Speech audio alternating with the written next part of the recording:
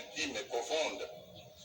L'intégrité de la nation congolaise doit demeurer la préoccupation de tous les Congolais, tel que nous l'avons déjà montré à maintes reprises au fil du temps. Je saisis cette opportunité pour féliciter les deux chambres du Parlement qui, dans leur souci de voir revenir dans ces contrées de l'Est de la République, ont toujours autorisé les renouvellements successifs de l'état de siège conformément aux textes légaux en vigueur.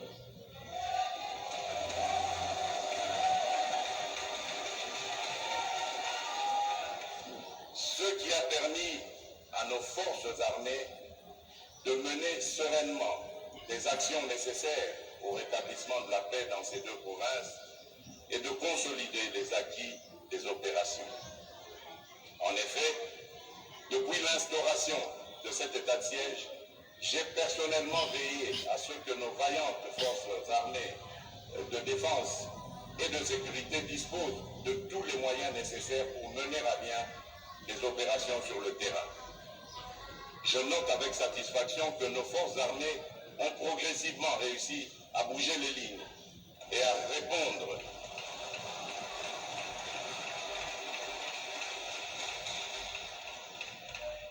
Elles ont réussi à bouger les lignes, disais-je, et à reprendre plusieurs bastions jadis occupés par l'ennemi. Des chefs de bande ont été neutralisés et plusieurs éléments de ces forces négatives se sont rendus. Certes, l'ennemi, dans sa fuite et sa nuisance légendaire, commet des massacres sur les populations civiles, mais cela ne va pas altérer ma détermination à ramener la paix dans notre pays.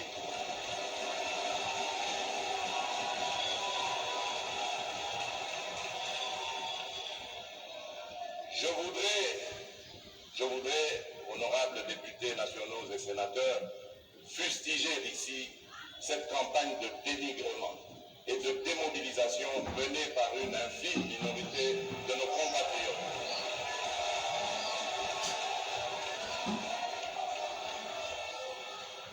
Jouant à chaque coup des rôles pernicieux d'étouffoir, comme pour confirmer que l'insécurité qui règne en cette partie de notre pays les confortait dans leurs entreprises. Je les invite à rejoindre le camp de la patrie,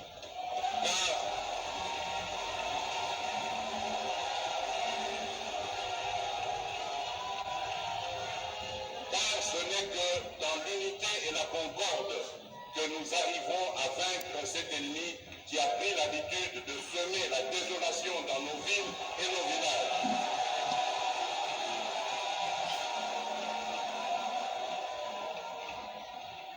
C'est l'occasion pour moi de saluer la montée en puissance de notre armée et la bravoure de nos soldats qui, en dépit de toutes ces tractations démobilisatrices, continuent sous le drapeau à donner le meilleur d'eux-mêmes, et ce, jusqu'au sacrifice suprême, pour la défense de l'intégrité et de la souveraineté de notre pays.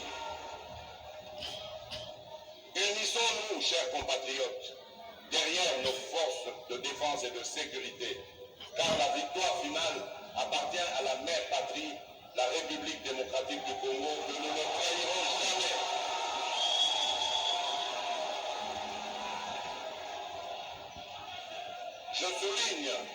Je souligne que dans le but de rétablir la paix sociale dans ces contrées en proie à l'insécurité, j'ai initié la mise en place du programme chargé du désarmement, de la démobilisation, du relèvement communautaire et de la stabilisation, PDDRCS en sigle, pour encourager les compatriotes qui sont dans les groupes armés à déposer les armes et à réintégrer la vie communautaire loin du métier des armes.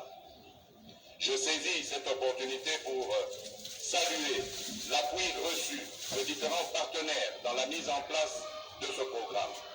Et je profite également de cette tribune pour saluer la contribution des Nations Unies qui, à travers la MONUSCO, soutient notre pays dans cette volonté de pacification et de stabilité dans la partie est de notre territoire national. Mais comme la paix va de pair avec la justice, justice, j'ai instruit le gouvernement de la République de mettre en œuvre des mécanismes réparateurs, notamment celui de la justice transitionnelle au bénéfice des victimes. Par ailleurs, certaines forces terroristes opèrent également dans d'autres pays voisins. C'est le cas des ADF, qui écument spécialement la frontière commune entre l'Ouganda et la République démocratique du Congo. Ainsi, pour les combattre plus efficacement, nos deux pays ont convenu tout récemment de mutualiser leurs efforts en vue de mener des opérations conjointes contre cet ennemi commun. Notre Parlement dûment. Je veillerai à limiter le temps strictement nécessaire à ces opérations, la présence de l'armée ougandaise sur notre sol. Honorables députés et sénateurs, permettez-moi de relever que les grandes villes de notre pays n'ont malheureusement pas été épargnées par des cas d'insécurité commis par des délinquants de tous bords, communément appelés Koulouna, et des coupeurs de route qui ont délibérément choisi de troubler la quiétude de paisibles citoyens en les terrorisant, aussi bien à l'arme blanche qu'à l'arme à feu. Une mauvaise culture qui doit absolument être bannie de notre société. Pour anéantir tous ces fléaux et garantir la sécurité des personnes et de leurs biens sur toute l'étendue du pays, j'ai instruit le gouvernement de prendre toutes les mesures idoines contre ces marginaux. Je me réjouis des premiers résultats obtenus par l'expérience du centre pilote de Kanyama-Kassese.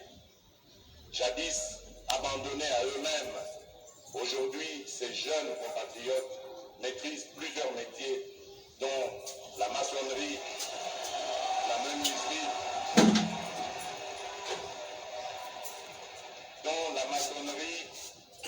la menuiserie, l'agriculture et l'élevage.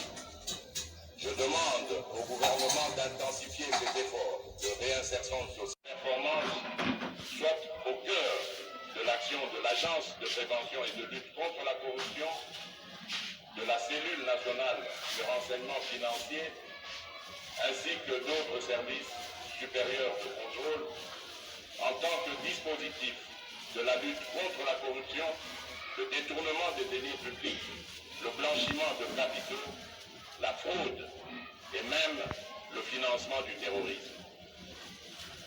Honorables députés nationaux et sénateurs, la mobilisation des investissements dont nous avons besoin pour créer des richesses et développer notre pays nécessite un bon climat des affaires. Ceci implique qu'en permanence, nous soyons non seulement attentifs aux doléances des opérateurs économiques, mais aussi et surtout que nous imaginions des mécanismes pouvant permettre d'améliorer les conditions d'exercice des affaires et en assurer le suivi. Au cours de cette année, j'ai réitéré au gouvernement ma volonté de prendre en charge avec efficacité la problématique du climat des affaires par une nouvelle approche de suivi, évaluation jamais expérimentée dans notre système de gouvernance afin de rassurer les investisseurs. À cet effet, j'ai le plaisir d'annoncer la mise sur pied d'un outil qui va désormais permettre en temps réel à moi-même, au Premier ministre, ainsi qu'à chacun des membres du gouvernement concerné, de suivre méticuleusement le rythme de mise en œuvre des réformes et assignations relatives au climat des affaires. Il s'agit en fait d'un tableau de bord numérique sur mesure à partir du programme du gouvernement. Aussi, j'invite le Parlement à parachever le cadre légal relatif d'une part à l'organisation et au fonctionnement des tribunaux de commerce et d'autre part aux dispositions nationales complémentaires aux droits de l'OADA. En outre, la rationalisation de la fiscalité demeure la réponse appropriée aux tracasseries souvent dénoncées par les opérateurs économiques. Il faut des réformes innovantes en la matière pour y remédier. Honorables députés nationaux et sénateurs, je voudrais saluer une fois de plus la détermination, la fermeté et la ferveur avec laquelle vous aviez, toutes tendances confondues, accepté de répondre favorablement à mon appel de ralliement dans une union sacrée de la nation.